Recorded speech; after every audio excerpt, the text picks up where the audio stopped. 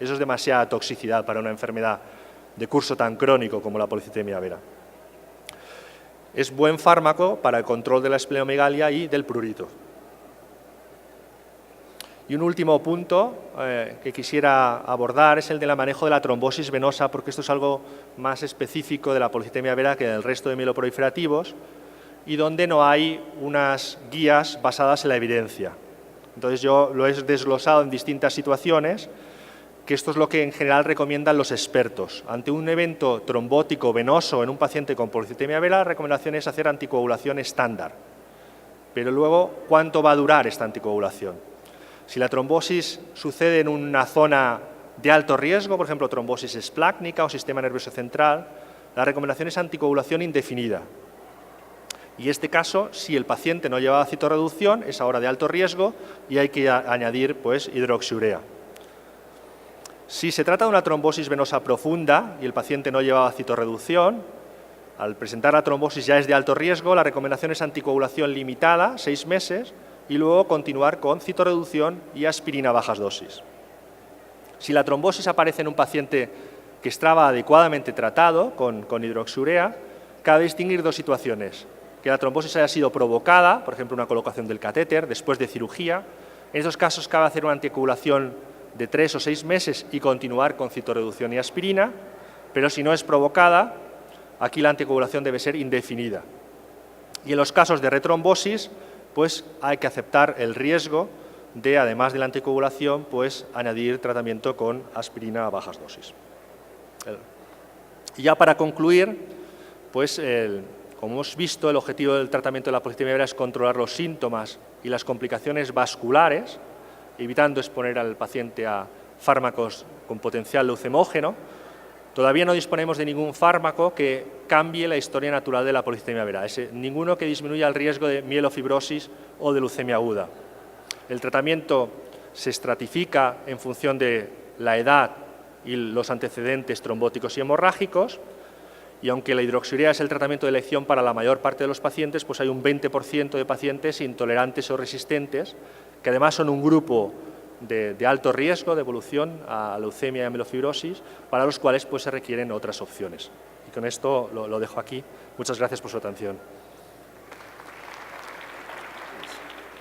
Ahora vamos a pasar a darle la palabra al doctor Gustavo Ramos Blas. El doctor Gustavo Ramos es hematólogo en el Hospital General del Centro Médico Nacional del Siglo XXI, por supuesto del Servicio de Hematología, y el doctor abordará el problema del manejo de la trombocitemia esencial en esta época en que se saben que por lo menos la mitad tiene el JAK2 positivo. Doctor Ramos. Buen día. En los siguientes minutos voy a abordar un tema interesante, complicado porque finalmente la trombocitemia esencial es una entidad crónico, quizá de las 3 entidades consideradas como neoplasias mieloproliferativas crónicas, la que tiene el curso más indolente, y quizá para esta entidad uno pensaría que no existe nada más que hidroxiurea y anagrelide como parte del tratamiento. Sin embargo, vamos a tomar algunos puntos importantes y trataré de no sonar muy repetitivo con la charla que acabamos de escuchar en relación con polivera, pero bueno, son entidades que están muy relacionadas entre sí. Entonces sabemos que la trombocitemia esencial es una neoplasia mieloproliferativa crónica en la cual la característica es producción incrementada de plaquetas y al igual que en polivera hay un riesgo incrementado de trombosis y de fenómenos hemorrágicos. La OMS tiene sus criterios ya bien establecidos para esta entidad en la que característicamente debemos documentar persistencia de la trombocitosis y que ésta no tenga un origen reactivo básicamente. Desde hace ya casi 70 años que Demchek hizo la descripción inicial de las neoplasias mieloproliferativas, se empezó el interés sobre estas entidades con el descubrimiento de cromosoma Filadelfia. Hubo todavía aún más interés en qué ocasionaba estas patologías y fue más o menos hasta 2005 cuando se estableció una relación ya más clara con el descubrimiento de la mutación de JAK2, la V617F. y entonces se pensó que estas entidades tenían un origen clonal y que JAK2 estaba implicado básicamente en la proliferación anormal para todas estas líneas. Entonces, sea polivera, sea mielofibrosis, sea trombocitemia esencial, pareciera que el JAK2 mutado va a condicionar un estado de proliferación celular anormal y un riesgo de transformación en el tiempo hacia leucemia mieloide aguda.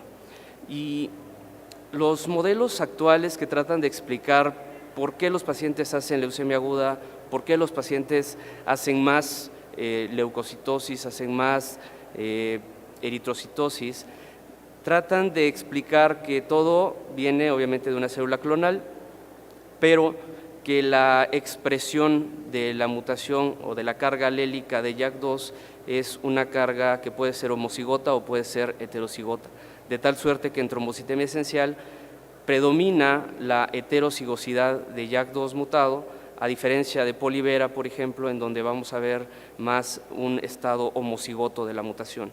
Y esto explicaría por qué, les decía, la relación entre estas tres entidades, de tal suerte que muchos han opinado que estamos de una manera similar como en una leucemia mieloide crónica, en donde estamos con una fase crónica, una fase acelerada y una crisis blástica. En el caso de las neoplasias que son JAK2 positivas, la fase crónica sería propiamente polivera, trombocitemia esencial, la fase acelerada sería la mielofibrosis y finalmente la leucemia mieloide aguda sería la crisis blástica. Entonces, pareciera haber mucha relación en estas entidades, sin embargo, el comportamiento clínico de los pacientes tiene mucha relación con respecto a esta expresión de la carga alélica de JAK2. Trombocitemia esencial característicamente con la formación heterocigota. Y el espectro es variado, sabemos que solo el 50% de pacientes con trombocitemia esencial expresan esta mutación de JAK2, que es más frecuente en polivera. Sin embargo, los nuevos estudios han mostrado que hay otras alteraciones, principalmente las mutaciones de MPL, que sería el receptor de trombopoyetina. Tenemos, además, ahora con el advenimiento de la epigenética, otras alteraciones que se han ido encontrando, como la isocitrato deshidrogenasa y otras moléculas que sin duda van a ser de mucho interés para más adelante poder establecer nuevas terapias. Entonces, el descubrimiento de JAK2, otra vez, ¿no?, partió un nuevo paradigma para el estudio de estas entidades y como vemos en la lámina, ¿no?, polivera lleva como que el mayor grupo de individuos que tienen la mutación, pero trombocitemia esencial y mielofibrosis más o menos representan el 50%. Mi charla estaba centrada en el tratamiento de la trombocitemia, en la era de JAK2, entonces voy a ocupar unos minutos para hablar de esta molécula porque es muy interesante. Hay 3 moléculas descritas de JAK, JAK1, JAK2 y JAK3, y JAK3 fue la primera molécula que en su momento se describió para la inmunodeficiencia común y el mecanismo es muy similar para todas las moléculas. En el lado izquierdo ustedes pueden observar la representación de la activación de JAK1 y JAK3 cuando la interleucina 2 llega y se une a este sitio del receptor en la molécula y cómo cambia la conformación una vez que se une la interleucina 2, cambia la conformación de un modo cis a un modo trans, ¿no? Y este cambio conformacional, que sería la primera etapa, va a llevar posteriormente a la fosforilación de la molécula y del lado derecho vemos la representación de JAK2 y las diferentes vías en las cuales interviene.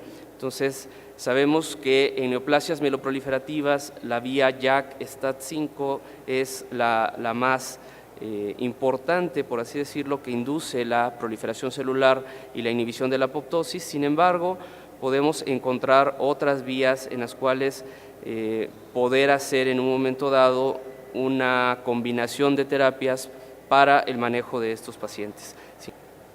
Otra cosa interesante en trombocitemia esencial es que hace un tiempo, hace algunos años, se empezaron a estudiar algunos pacientes que tenían mielofibrosis, pero que curiosamente tenían muchos años con el diagnóstico y entonces al hacer reestudio de estos pacientes se encontró que muchos de ellos eran trombocitemia esencial.